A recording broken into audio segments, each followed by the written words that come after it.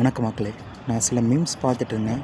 அதில் வந்து விஜய் கட்சிக்காரங்க போய் சிபிஎம் இவங்ககிட்ட கெஞ்சுற மாதிரியும், அவங்க என்னமோ அதுக்கு ரொம்ப இது பண்ணுற மாதிரியும் சில மீம்ஸ் போட்டு இருக்கிற மாதிரி பார்த்தேன்.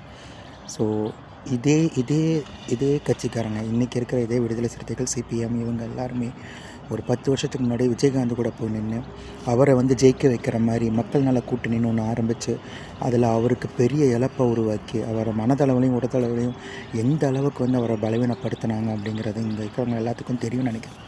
தெரியாதவங்க அதையும் கொஞ்சம் தெரிஞ்சுக்கோங்க.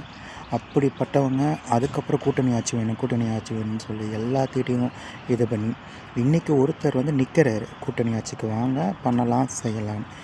இவர் இன்றைக்கி வந்து நிற்கலை, இப்போ ஜெயித்தோன்னே சீட்டு கிடைக்கலன்னு சொல்லி அவர் வந்து இது பண்ணலை. எலெக்ஷனுக்கு முன்னாடியே வாங்க நம்ம நிற்கலாம், நம்ம சேர்ந்து பயணப்படலாம் அப்படின்னு தான் சொன்னார். அப்படி கூட்டணி ஆட்சியில் பயணப்படும் போது இப்போ ஏதாவது ஒரு சில தவறுகளோ இல்லை சில கொள்கை ரீதியான முடிவுகள், இவங்களோட கொள்கைக்கு முரணான ஒரு முடிவுகளை அந்த அரசாங்கம் இருக்கும் பட்சத்தில் அவங்க கண்டிப்பாக அந்த கூட்டணி விட்டு வெளியே வரலாம். இது ஒன்றும் தமிழ்நாட்டுக்கோ இல்லைன்னா இந்தியாவுக்கோ இது வந்து புதுசு இல்லை. தமிழ்நாட்டுக்கு வேணால் இத்தனை நாள் நடக்காமல் இருந்திருக்கலாம். ஆனால் இது வந்து ஜெயலலிதா அம்மா வந்து இப்போ சில காலத்துக்கு முன்னாடி வந்து பிஜேபி கூட 13 நாள் மட்டுமே இருந்து வெளியே வந்த கதைகளும் இருக்குது.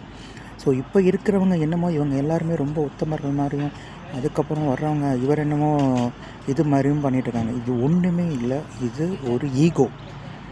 தன்னை விட எல்லாத்துலேயுமே இத்தனை நாள் இளையவராக இருந்த ஒருத்தர் தன்னோட இதுக்கு வந்ததை யாருனாலையும் எந்த இதுலேயும் வந்து பொறுத்துக்க முடியல, அதை வந்து ஏற்றுக்க முடியல.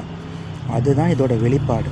இவங்க எல்லாருமே இத்தனை நாள் நல்லவங்கன்னு சொல்லிட்டு இருந்தது எல்லாமே வந்து ஒரு ஒரு ஒரு பெரிய மாயங்கிறது எங்களை மாதிரி இருக்கிறவங்களுக்கு தெரியும். ஆனால் அது இன்றைக்கி இந்த உலகத்துக்கு இன்றைக்கி இவங்களுக்கு ஓட்டு போட்டவங்களுக்கு இன்றைக்கி தெரியுது. நீங்கள் கூட்டணி கட்சிக்கு தான் வாங்கலாங்க சொன்னாங்க தானே, உங்களை அந்த கட்சி விட்டுட்டு இங்கே வந்து ஜாயின் பண்ணுங்கன்னு யாரும் சொல்லலை. உங்களை கூட்டணி கட்சிக்கு வாங்கினா அதுவுமே மக்களோட தீர்ப்பை கருத்தில் கொண்டு தான் அவங்க கேட்குறாங்க. இது நீங்களும் நின்னீங்களே, இங்கே எத்தனை தொகுதியில் நீங்கள் ஜெயிச்சிங்க? 108 தொகுதியில் அவர் ஜெயிச்சிருக்காரு. அவர் தனிப்பட்ட முறையில் நின்றுருக்காரு.